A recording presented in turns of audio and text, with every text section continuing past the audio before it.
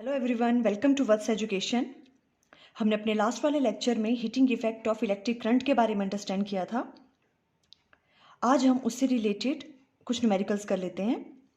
Question है, अ 10 volt storage battery of negligible internal resistance is connected across A 50 ohms resistor made of alloy magnet. How much heat energy is produced in the resistor in 1 hour? What is the source of this energy? देखो, आपको क्या find out करना है?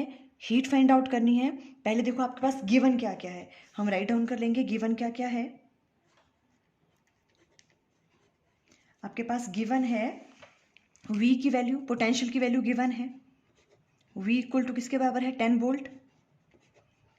Resistance की value given है, R equal to 50 ohms।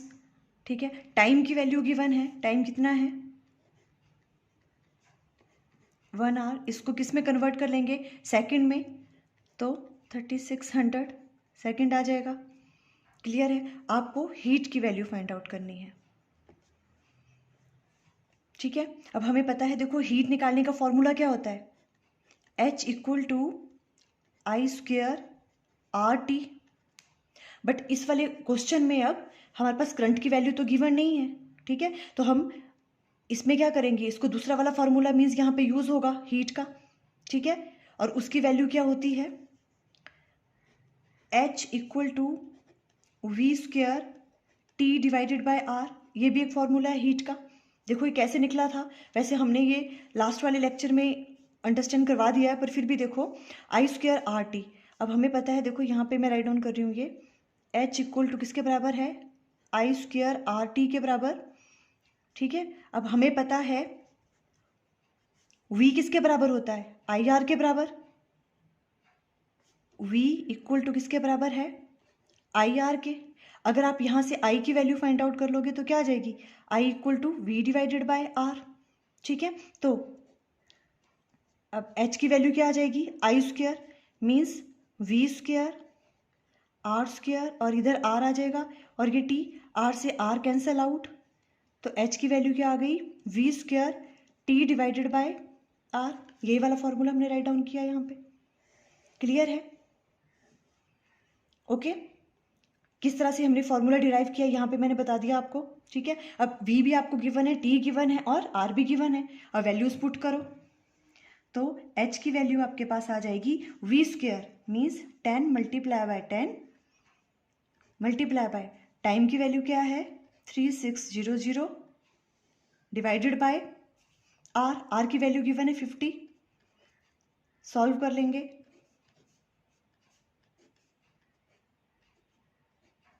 ये solve करके आपके पास आ गया 7200 जूल्स। ये आ गया आपके पास हीट की वैल्यू। क्लियर हुआ? देखो हमारे पास V, R और T की वैल्यू गिवन थी। अब हमें देखना है कि हमें हीट का कौन सा फॉर्मूला लगाना है। क्लियर है? तो हमने ये वाला फॉर्मूला पहले राइट डाउन किया, पर करंट की वैल्यू गिवन नहीं थी, तो करंट की जगह हम क्या राइट डाउन कर सकते हैं? V divided by R। ये वाली वैल्यू पुट की तो हीट की वैल्यू आपके पास ये वाली आ गई। ये सारी वैल्यूज आपको गिवन थी, आपने फॉर्मूले में डाली और आपके पास हीट की वैल्यू आ गई 7200 जूल्स। आगे ये पूछ रहे हैं, what is the source of this energy? जो भी ये एनर्जी है, इसका सोर्स क्या है? तो सोर्स क्या होगा? बैटरी में सोर्स क्या होता है? Chemical energy. ठीक है, केमिकल एनर्जी स्टोर्ड, जो बैटरी में जो केमिकल एनर्जी स्टोर्ड है वही सोर्स है इस एनर्जी का। ठीक है, तो आप राइट डाउन कर सकते हो यहाँ पे,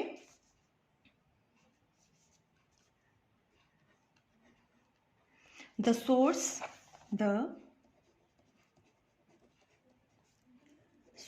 of this energy is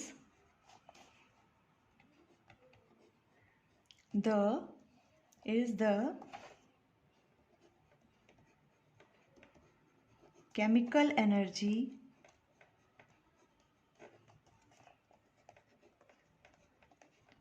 stored in the battery. The source of this energy is the chemical energy stored in the battery. जो बैटरी में केमिकल एनर्जी स्टोर्ड है वो सोर्स होगा। क्लियर हुआ? इस तरह से आप ऐसा क्वेश्चन सॉल्व करोगे। अब देखो नेक्स्ट वाला क्वेश्चन हम ले रहे हैं। If the resistance of the wire is made 4 times keeping potential difference across it constant, then the number of times heat produced in it varies by।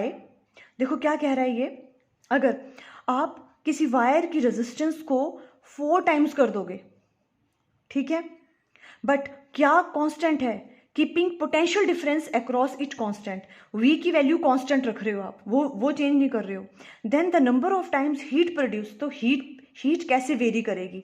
आपके पास 4 ऑप्शंस दे रखी हैं, ठीक है, 4 ऑप्शंस दे रखी हैं, इनमें से कौन सी करेक्ट होगी आपको बताना है, ठीक है। अब देखो अगर इस तरह का कोई क्वेश्चन आता है तो आपने देखना है पहले कि हीट का कौन सा फॉर्मूला हम यहाँ पे कंसिडर करेंगे। देखो ये क्या कह रहे हैं, अभी हमारे पास हीट के 2 फॉर्मूले हैं। देखो फर्स्ट वाला कौन सा है, H = I²RT, और सेकंड वन क्या है अभी जो हमने यूज किया, V²T/R। ये 2 फॉर्मूले हैं, ठीक है। पर अब ये क्या कह रहा है, देखो यहाँ पे क्वेश्चन में कि अगर हम रेजिस्टेंस को 4 times कर दें पर पोटेंशियल आपको सेम रखना है, कांस्टेंट रखना है, तो मीन्स पोटेंशियल की बात हो रही है, तो ये वाला फॉर्मूला हम यूज करेंगे। क्लियर है? ओके। अब ये कह रहे हैं अगर पोटेंशियल कांस्टेंट है, ठीक है, तो अब हीट बताओ कैसे वेरी करेगी। तो देखो ये वाला फॉर्मूला यूज करेंगे। इस वाले केस में पोटेंशियल की वैल्यू जब कांस्टेंट होगी तो हीट कैसे वेरी कर रहा है, रेजिस्टेंस के inversely. H is inversely proportional to resistance.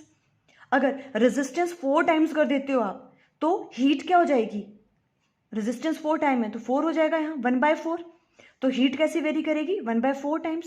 Means कौन सी ऑप्शन करेक्ट होगी अब आपकी, सेकंड वाली। हीट कैसे वेरी करेगी, 1/4 times, मीन्स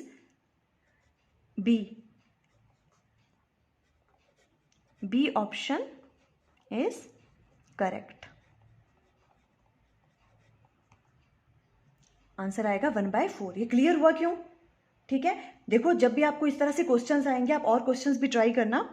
कई बार कॉम्पिटिटिव एग्जाम्स में इस तरह के क्वेश्चंस भी पूछ लेते हैं कि अगर आपके पास मान लो पोटेंशियल की वैल्यू उन्होंने कांस्टेंट रखी है तो करंट की बात नहीं कर रहे हैं वो, तो इस वाले फॉर्मूले को रहने दो, आप ये वाला फॉर्मूला यूज करोगे। इस वाले फॉर्मूले में क्या हो रहा है, पोटेंशियल की वैल्यू जब कांस्टेंट है तो हीट इनवर्सली वेरी कर रही है रेजिस्टेंस के, तो रेजिस्टेंस अगर 4 times हो गया तो हीट कैसे वेरी करेगा, 1/4 times।